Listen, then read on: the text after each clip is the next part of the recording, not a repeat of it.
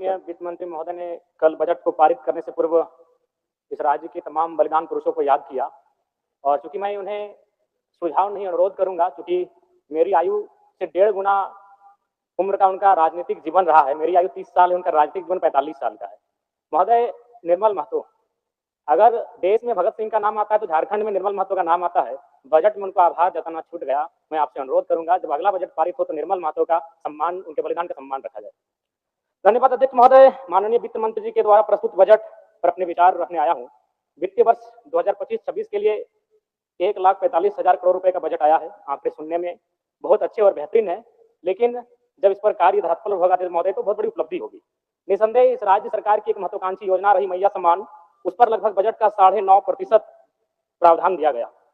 लेकिन मेरा मानना है अभी भी 2 महीनों से मैया सम्मान योजना की राशि निर्गत नहीं हो पाई है। तो कहीं ना कहीं इच्छा शक्ति का अभाव, बजट कितना भी विशाल बेहतरीन क्यों ना हो, अगर कार्य करने की इच्छा शक्ति ना हो तो उस बजट का सदुपयोग नहीं कर पाते अध्यक्ष महोदय।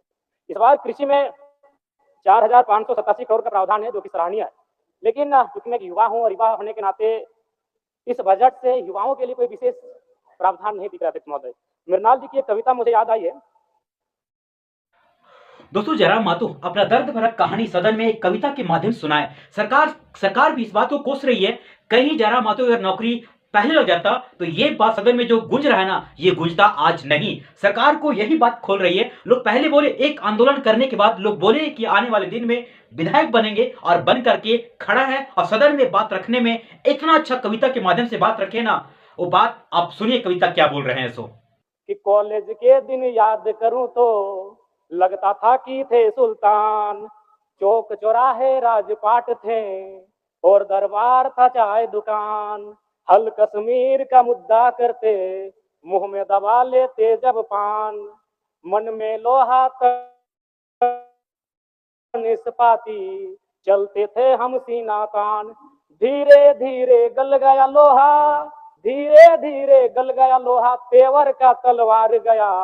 एक नौकरी, हाँ एक नौकरी के चक्कर में देखो सिकंदर हार गया। एक नौकरी के चक्कर में देखो सिकंदर हार गया। जी हाँ अध्यक्ष महोदय, इस बजट से इस राज्य के युवा, सिकंदर रूपी युवा, जिन्होंने एक 10 बाय 10 के कमरे के ताप में रहकर 10 साल का जीवन बिताया है परीक्षा की तैयारी में, आज इस बजट से हार गया अध्यक्ष महोदय। नई इस बजट में युवाओं के रोजगार संबंधित विशेष कोई प्रावधान नहीं है अध्यक्ष महोदय।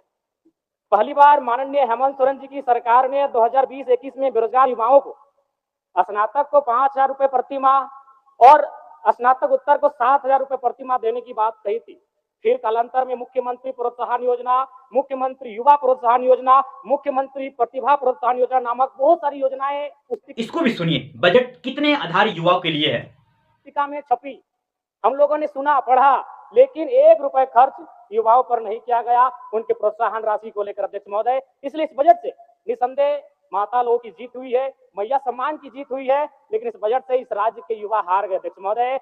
एक सटीक नियोजन नीति नहीं होने के कारण, एक सशक्त नियोजन नीति नहीं होने के कारण कहीं ना कहीं आज इस राज्य के युवा इस बजट से हारा हुआ महसूस कर रहे अध्यक्ष महोदय। तो मैं युवाओं को रोजगार कैसे मिले, जिस राज्य में 40% खनिज संपदा, उस राज्य के युवा अगर हताशा निराशा के दौर से गुजर रहे अध्यक्ष महोदय, तो कहीं ना कहीं इस बजट पर युवाओं के दृष्टिकोण से एक सवाल और प्रश्न चिन्ह खड़ा होता है अध्यक्ष महोदय।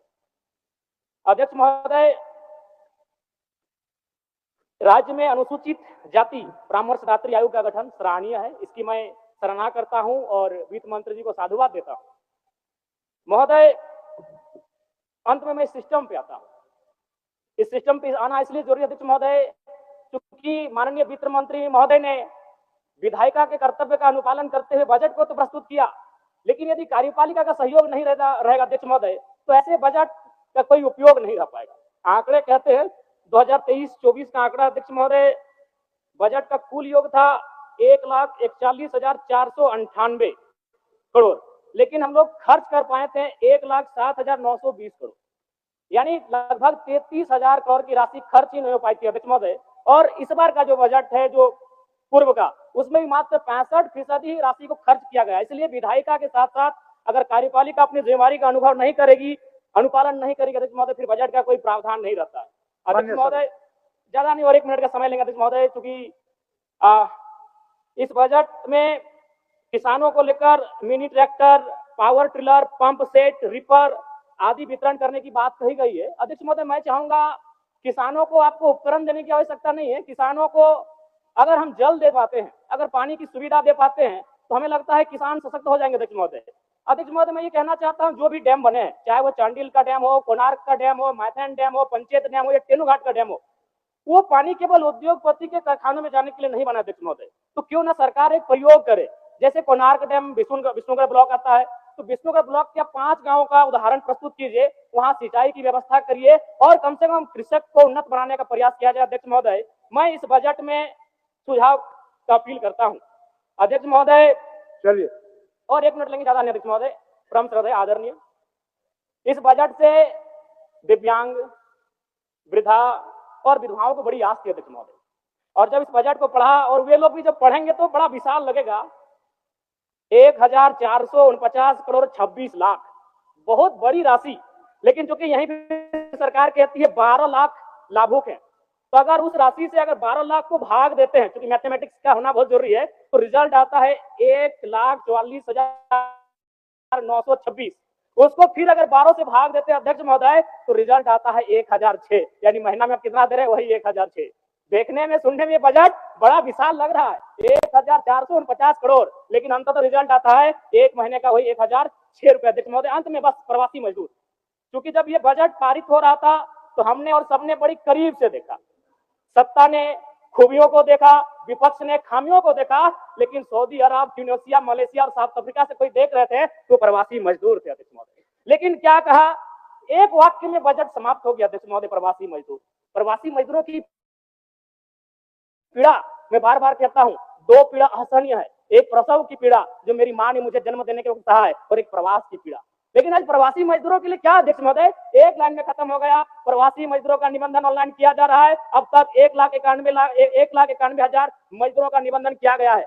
महोदय, इसमें प्रवासी मजदूर खोज रहे थे, वो विदेशों से बैठकर बजट को देख रहे थे कि शायद हमारे हिस्से में भी कुछ आएगा, जब हमारी मैया को, हमारी बहनों को कुछ मिला। इस वीडियो में क्या लगता है, अपना कमेंट पर राय जरूर छोड़िएगा। जिस तरह बात रखे हैं कि एक 10 बाई 10 कमरा में रह के पढ़ने वाले स्टूडेंट, और आज जिस टारगेट के लेकर के एक सिर्फ सरकारी नौकरी के लिए चले थे, और वही 10 बाई 10 कमरा में बैठ के पढ़ रहे थे, पूरा झारखंड की राजनीति को समझ रहे थे कि झारखंड में चल क्या रहा है। अगर सरकार उस समय सही नियम को पालन किए होते, आज जो सदन में ना झारखंडियों को एक आवाज बनकर के निकले हैं, जो पूरे झारखंडियों को एक अलग पहचान, अपना जो मूल जो पहचान होता है वो दिलाने में सबसे बड़ा सक्षम रखा है, वो जयराम महतो है। और सदन में ना इस कदर बात रख रहे हैं, सरकार को भी झुकना पड़ जा रहा है। आपको क्या लगता है, आप अपना कमेंट में अपना राय जरूर छोड़िएगा। Thank you so much. जय हिंद।